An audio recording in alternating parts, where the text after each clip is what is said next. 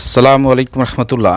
প্রিয় দর্শক, জেনারেল ওয়াকারের অনেক কার্যক্রমকে বাংলাদেশের ছাত্র জনতা, বাংলাদেশের যারা বৈষম্যবিরোধী ছাত্র আন্দোলনের সাথে যারা ছিল, যারা হাসিনা সরকারকে পতন ঘটাতে সহযোগিতা করেছে, সমর্থন করেছে, তারা প্রায়ই একটা কথা বলে থাকে যে সেনাপ্রধান সে যাই করুক না কেন, শেখ হাসিনার ফুফাতো বোনের হাজব্যান্ড হোক না কেন, সে অনেক ভালো কাজ করেছে।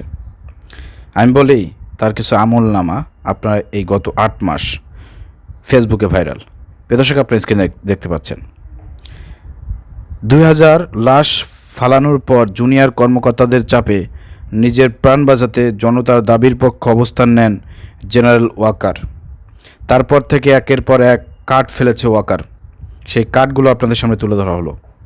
যেমন হাসিনাকে সেফ এক্সিট দেয়া, হত্যাকারী ৬৫০ জনকে ক্যান্টনমেন্টে আশ্রয় দেওয়ার পরে নিরাপদে দেশ ছাড়তে সাহায্য করা।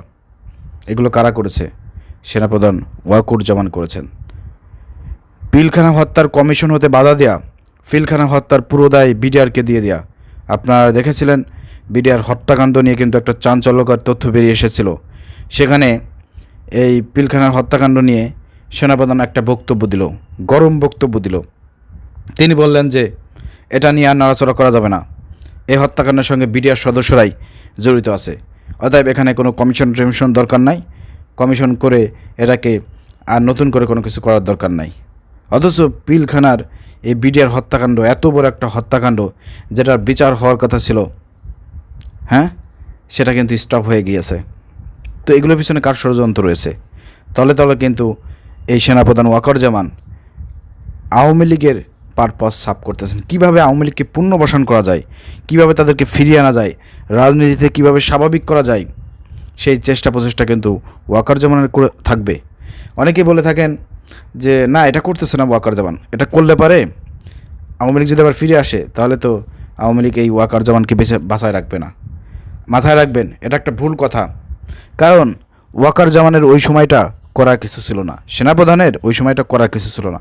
কারণ যখন উত্তপ্ত পরিবেশ সৃষ্টি হয়েছিল, আপনারা জানেন জুলাই আগস্টের আন্দোলনে সেনাবাহিনীও কিন্তু ছাত্র জনতার উপর গুলি ছাড়িয়েছে। সেই ভিডিও কিন্তু ফুটেজ আছে, ঠিক আছে, সেই ভিডিও ফুটেজ আছে।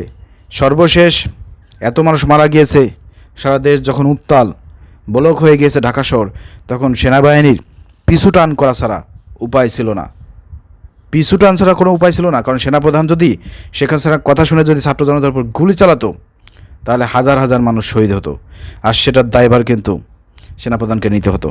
জাতিসংঘ থেকে চাপ আসতো, এবং এমনকি সেনাপ্রধান ওয়াকারুজ্জামান তার নিজের জীবন বাঁচাতে, নিজের ইমেজ রক্ষাতে, নিজের গদি বাঁচাতেই তিনি কিন্তু এই কাজটা করেছেন।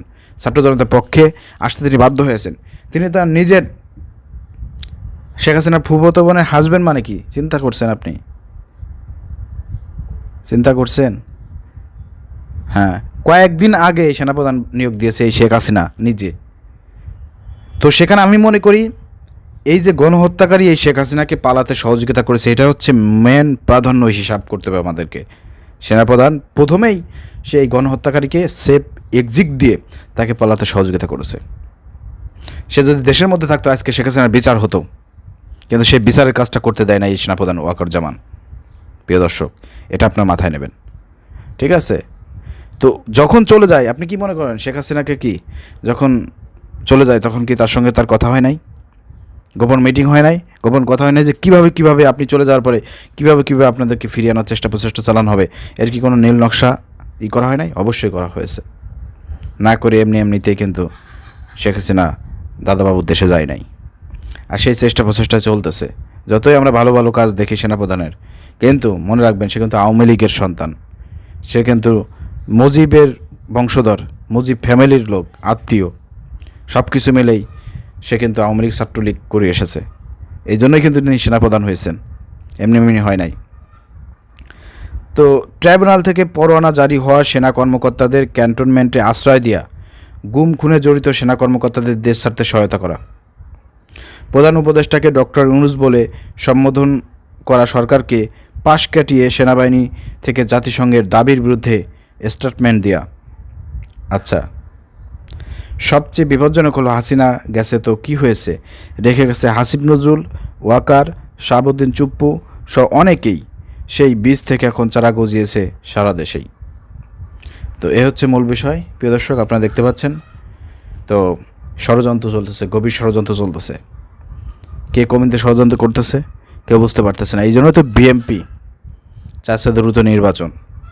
আর বিএনপি তো দ্রুত নির্বাচন চাবেই, কারণ তাদের ফিল্ড, তাদের ইমেজ নষ্ট হয়ে যাচ্ছে। কারণ সারা দেশে তাদের নেতাকর্মীরা যা করতেছে, এতে বিএনপির ভোট কমে যাচ্ছে, ইমেজ নষ্ট হয়ে যাচ্ছে। এজন্য তারা দ্রুত নির্বাচন যাচ্ছে। এটা তো একটা কারণ। আর একটা কারণ হচ্ছে এই অন্তর্বর্তীকালীন সরকারে যারা আছে, যে যেখান থেকে যেভাবে পারতেছে তারা বিভিন্নভাবে দুর্নীতি করতেছে, টাকা পয়সা আত্মসাৎ করতেছে। এখনও বাংলাদেশের সব জায়গাতে আগে যেরকম ঘুষ বাণিজ্য হতো, তারপরে যত অপকর্ম হতো, যত চাঁদাবাজি হতো, দুর্নীতি হচ্ছে, সেগুলো কিন্তু হয়ে যাচ্ছে, একটু কম বেশি আর কি। ঠিক আছে? তো এই যে দ্রুত নির্বাচনের কথা বলা হচ্ছে আগামী ডিসেম্বর অথবা জুন, এর মধ্যে যদি নির্বাচন সরকার না দেয় তাহলে কিন্তু পরিবেশ পরিস্থিতি ভিন্ন হতে পারে। বিএনপির আন্দোলন কিন্তু পরিবেশ পরিস্থিতিকে ভিন্ন কথা প্রভাবিত করতে পারে। ঠিক আছে? দেখা যাবে যে নির্বাচনের পরে বাংলাদেশে অনেক সমন্বয়ক যারা উপদেষ্টা মণ্ডলীতে আছে এবং অনেক উপদেষ্টারা যারা আছে এখন বর্তমান সময়ে, দেখা যাবে যে তারা কিন্তু দেশের হয়তো পালন করবে। হতে পারে যারা অবৈধ পথে টাকা পয়সা উপার্জন করতেছেন, এগুলো কিন্তু হিসাব নেওয়া হবে নতুন সরকার ক্ষমতা আসলে পারে। ঠিক আছে? তো যাই হোক প্রিয় দর্শক, আমরা আসলে চেয়েছিলাম যে সেনাপ্রধানের চেঞ্জ, তারপরে চুপ্পুর চেঞ্জ, এগুলো চেঞ্জ না হতে আসলে খুব রিস্ক পরিবেশ পরিস্থিতির রিস্ক। আপনারা দেখেছেন বাংলাদেশের বিভিন্ন প্রান্তে ছাত্রলীগের ঝটিকা মিছিল বের করে, আওয়ামী লীগ ঝটিকা মিছিল বের করে। এরপর আপনারা দেখেছেন রিসেন্টলি আমার দেশ পত্রিকা তারা আপনার করেছে, আওয়ামী যেসব শিক্ষক সারা বাংলাদেশে নিয়োগ ছিল তারা এক জায়গায় মিটিং করেছে, জুম মিটিং করে কীভাবে কী করতে হবে না করতে হবে সেগুলো পরিকল্পনা করেছে, সেটা ফাঁস হয়েছে। তো সেসব ভিডিও ফুটেজ দেখে আপনারা সেসব লাইভ ভিডিও দেখে, জুম ভিডিও দেখে এইসব শিক্ষকদের বিরুদ্ধে ব্যবস্থা গ্রহণ করুন।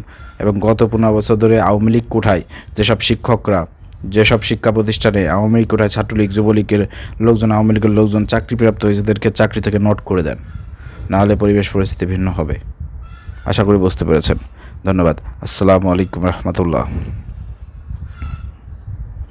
এছাড়া আর একটা কথা না বললেন না, আপনারা দেখেছেন আজকে কার নির্দেশে, কার কথায় এই যে বাংলা জামাত ইসলামের নিবন্ধন ফিরে পাচ্ছে না, প্রতীক ফিরে পাচ্ছে না, এটিএম আজহারুল ইসলামের মুক্তি হচ্ছে না, কার কথায়, কারা এর পিছনে ইন্ধন দিচ্ছে? বাংলাদেশে বিএনপি বলেন, আওয়ামী লীগ বলেন, আর অন্যান্য দল বলেন, সবার শত্রু কিন্তু ইসলাম। এই বাংলাদেশ জামাত ইসলামী সবারই কিন্তু শত্রু। তারা বাংলা জামাত ইসলামীকে ভয় পায়। বাংলা জামাত ইসলামী ক্ষমতা আসলে তারা দিন প্রতিষ্ঠিত করবে, ইসলাম প্রতিষ্ঠিত করবে। তখন অনেকের কিন্তু গাত্রদাহ, অনেকের কিন্তু চুলকানি, এই জন্য অনেকে পছন্দ করে না। এই জন্য ষড়যন্ত্র করতেছে। তারা চাচ্ছে আগামী নির্বাচনে কোনো সিস্টেমে যদি জামাত ইসলামকে নিবন্ধন দেওয়া না হয়, প্রতীক না দেওয়া হয়, তাহলে দেখা যাবে তারা তো তাদের ব্যানারে নির্বাচন করতে পারবে না। এটা বিএনপিও চায়, বিএনপির জন্য ভালো। অন্যান্য দল আছে, এনসিপি যে নতুন দল হয়েছে ছাত্রদের, তারাও তাদের জন্য ভালো, কারণ তারা মনে করবে যে বিএনপিতে তো জামাত ইসলাম যাবে না, তখন হয়তো জামাত ইসলামী এনসিপির সাথে মিলে হয়তো একসাথে জোটবদ্ধভাবে নির্বাচন করবে। যেহেতু এনসিপি একটা ছোটো দল, অর্থাৎ জামাত যদি তাদের সাথে যুক্ত হয় তাহলে তাদের অনেক ভালো হবে। তো অনেক চিন্তাভাবনা কিন্তু অনেকেই করতেছেন, জামাত ইসলামের নিবন্ধন না পাওয়ার কারণে, প্রতীক না পাওয়ার কারণে অনেকে চিন্তাভাবনা করতেছেন। তো এগুলো ষড়যন্ত্র চলতেছে, জামাত ইসলামকে আগামী নির্বাচন থেকে দূরে রাখানোর জন্য ষড়যন্ত্র চলতেছে। এই ষড়যন্ত্র সব কিছু নাটের গরু কিন্তু একজনই, ওই সেনাপ্রধান চুপ্পু। ঠিক আছে? হাসিব নজরুল, আরও আছে অনেক আওয়ামী লীগ দোসররা এখন পদে পদে বিভিন্ন জায়গায় বসে আছে।